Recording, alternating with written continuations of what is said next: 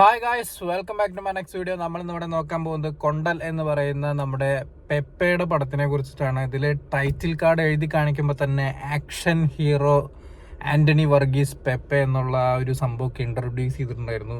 കാരണം കാണാനൊക്കെ ഭയങ്കര രസമായിരുന്നു.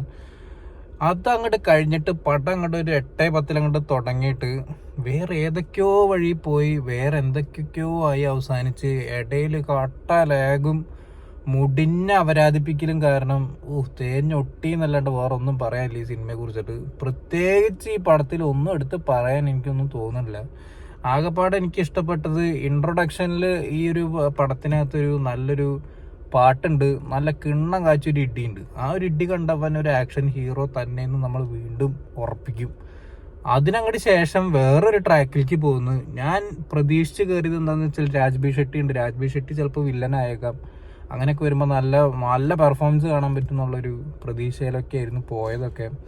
മൂഞ്ചി തെറ്റി എന്നൊക്കെ പറഞ്ഞു കഴിഞ്ഞാൽ കട്ട വരാതം, അല്ലാതെ പ്രത്യേകിച്ച് എനിക്ക് വേറൊന്നും പറയാനില്ല. അതിൻ്റെ ഡയറക്ടർ അജിത്ത് മമ്പള്ളി അങ്ങനെ എന്തോ ആയിരുന്നു. പിന്നെ ഏറ്റവും അടുത്ത് പറയേണ്ട ഒരു സംഭവം എന്താണെന്ന് വെച്ചാൽ സോഫിയ പോളിൻ്റെ ആണ് പ്രൊഡക്ഷൻ. അത് വളരെയധികം പ്രതീക്ഷയുള്ളൊരു സാധനമായിരുന്നു, അതും മൂഞ്ചി തെറ്റിച്ചു. എന്താ പറയുക, മൊത്തത്തിലൊരു എന്നെ ഇരുത്തി അങ്ങോട്ട് അപരാധിച്ചു. അതന്നെ ഉണ്ടായത് ഈ ഒരു സിനിമ. 2.5 മണിക്കൂറേ നമുക്ക് ശരിക്കും ആക്ച്വലി ഈ ഒരു പടം എന്ന് പറഞ്ഞു കഴിഞ്ഞാൽ വളരെ എന്താ പറയുക നോർമലായിട്ടുള്ളൊരു സ്റ്റോറി ലൈന്. ആ സ്റ്റോറി ലൈൻ 2.5 മണിക്കൂർ അങ്ങോട്ട് വലിപ്പിച്ചു. ഒരു റിവഞ്ച് സ്റ്റോറി ലൈന് 1.5 മണിക്കൂറിൽ ആ നമ്മുടെ ഹിന്ദിയിൽ വന്ന കില്ലൊക്കെ പോലെ അങ്ങോട്ട് എടുത്തിരുന്നുണ്ടെങ്കിൽ ഇവൻ ആക്ഷൻ ഹീറോ സെറ്റപ്പിലേക്ക് വന്നേനെ ശരിക്കും. അതിനുള്ളൊരു പ്ലോട്ട് ലൈനും കാര്യങ്ങളും ഫുൾ ഇടിയോട് ഇടിയൊക്കെ ആയിരുന്നു വെച്ച് കഴിഞ്ഞാൽ പൊരിച്ചടിക്കാന്. പക്ഷെ ഇതിൽ ഇടി എന്ന് പറയാനായിട്ട് തുടക്കത്തിലൊരു ഇടി, അത് കഴിഞ്ഞാൽ ഇൻ്റർവെലിനടുത്തൊരു ഇടി, അത് കഴിഞ്ഞാൽ ക്ലൈമാക്സിലൊരു ഇടി. ഇതൊക്കെ എത്തിക്കണം എന്നുണ്ടെങ്കിൽ ഉണ്ടല്ലോ എന്തൊരു പാടാണെന്ന് അറിയാം. അതിൻ്റെ ഇടയിൽ കൊണച്ച കുറേ സെൻറ്റിമെൻറ്റ്സും. അയ്യോ എനിക്ക് പ്രാന്തെടുത്തിട്ട് ഉറക്കവും വന്ന് ഒരു രക്ഷയില്ല ചങ്ങായിമാരെ.